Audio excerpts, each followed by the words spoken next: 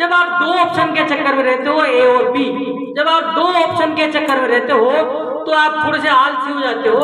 आपका ऑप्शन जो है एक रहना चाहिए, आपका ऑप्शन केवल ए रहना चाहिए, आपके जीवन का मकसद जो है एक रहना चाहिए, तब क्या फिर आपके पांव नहीं डगमगाएंगे। एक बहुत अच्छा उदाहरण जो मैं देना चाहता हूँ आपको, इसी बीच में एक बार क्या हुआ, एक राजा था जो बहुत कमजोर मरियल टाइप का राजा था, उसके पास ज्यादा सेना नहीं थी, और एक बहुत बड़ा जो है साम्राज्य का राजा था, उसके पास बहुत बड़ी सेना थी। अब वो जो छोटा राजा था उसको पता लगा कि वो दूसरा राजा अपने ऊपर आक्रमण करने वाला है और अपने पास तो सेना भी नहीं है, पर तो बहुत जल्दी जो है मारे जाएंगे। तो बोले कि क्या करें, कि अब तो कुछ भी नहीं हो सकता।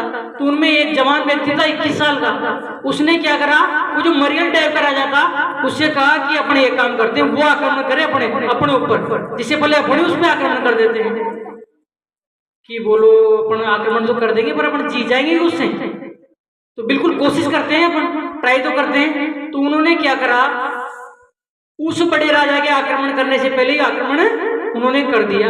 अब दोनों राज्य की जो सीमाएं थी उनको जोड़ने के लिए बीच में एक पुल था जिसमें गहरी नदी बहती थी।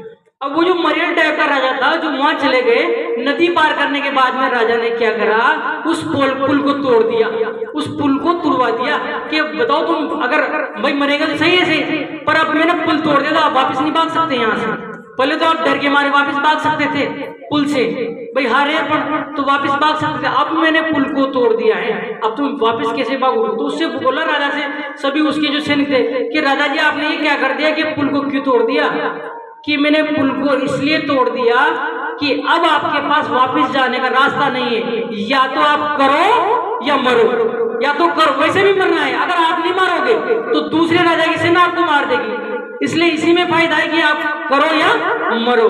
और दोनों की सेनाओं में जबरदस्त युद्ध हुआ और मरियल टाइप का जो राजा था उसकी सेना जीत गई। क्यों? क्योंकि वो जो दूसरा राजा था उसकी तैयारी नहीं थी, उसकी तैयारी बिल्कुल भी नहीं थी। तो ऐसी बहुत सारी कहानियां हैं जिनके माध्यम से आपको मोटिवेट किया जा सकता है।